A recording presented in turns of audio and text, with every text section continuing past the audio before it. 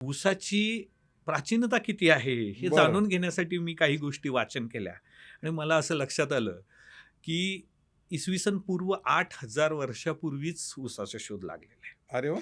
म्हणजे ऊस काही 70-80 वर्षात आता लोकांना वाटते असं हे आलेलं पीक नाही, ह्याचा प्राचीन इतिहास फार मोठा आहे. बरं. आणि 8,000 वर्षापूर्वी न्यू गिनी नावाच्या बेटावरती एक गवत सदृश्य जे काही पीक आहे, ऊस हे गवत सदृश्य पीक आहे. म्हणजे येस. गवत वर्गीय वनस्पतीमध्ये ऊसाचं वर्गीकरण होतं. आणि तिथल्या ज्या ट्राईब्स होत्या, ज्या पूर्वीच्या ज्याला आपण निओलिथिक ट्राईब्स म्हणू किंवा निओलिथिक नंतर ज्या काही चार्कोलिथिक ट्राईब्स वगैरे होत्या.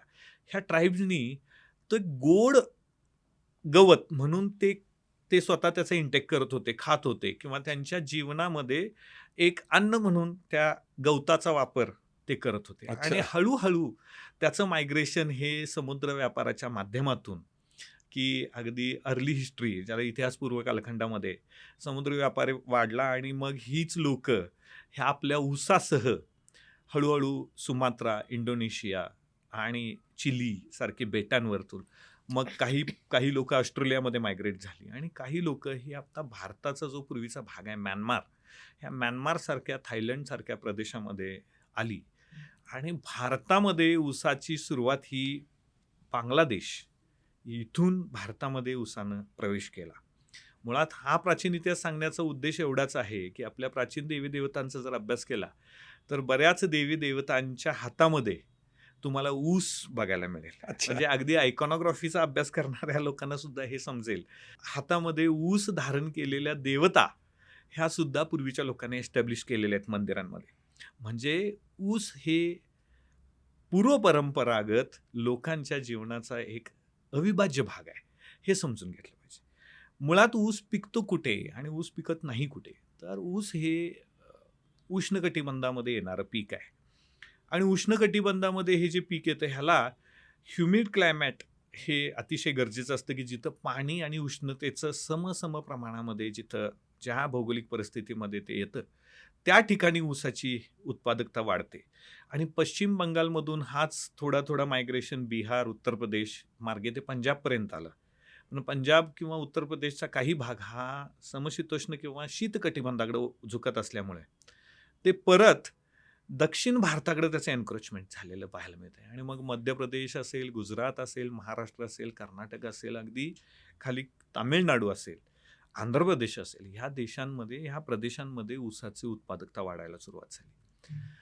आता ऊस हा मध्ययुगीन कालखंडामध्ये ऊस कसा घेतला जात होता किंवा मध्ययुगीन कालखंडामध्ये ऊसाचा वापर होता का?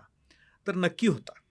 त्याचं क्षेत्र अगदी कमी असेल, पण जो काही गूळ आपल्याकडे जॅगरी जो काही प्रकार आहे, तर गुळामध्ये आपल्या महाराष्ट्रामध्ये ह्याचा जर अभ्यास केला तर अगदी 11व्या-12व्या शतकापासून ऊसापासून गूळ निर्मिती करण्याचे प्रोसेस ज्याला आपण थोडक्यात गुऱ्हाळ म्हणतो आपल्या मराठी बरोबर. भाषेमध्ये, तर ही गुऱ्हाळं होती.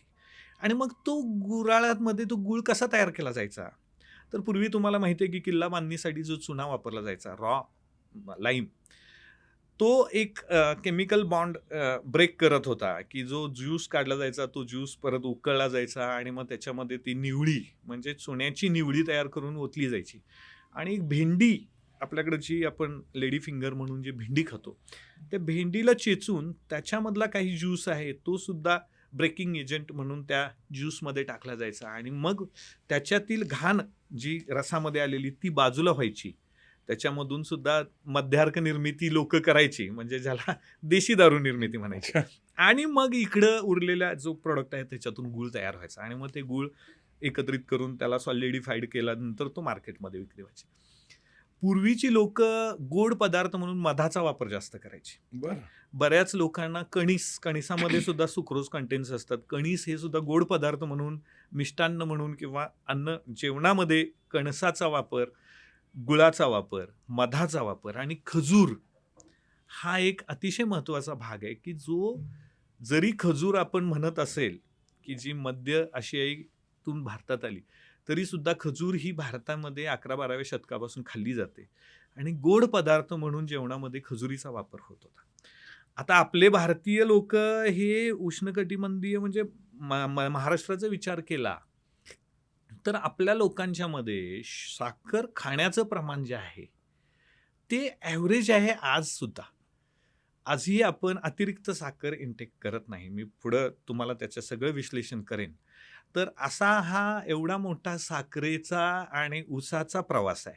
म्हणजे 8,000 वर्षापूर्वी न्यू गिनीच्या बेटावरती उभा राहिलेलं गवत, ते आज एका इंडस्ट्रीमध्ये आणि लोकांची जीवनवाहिनी म्हणून ज्या पिकाकडे बघितलं जातं, तो हा ऊस आहे. अशी एवढी मोठी त्याची वाटचाल आहे.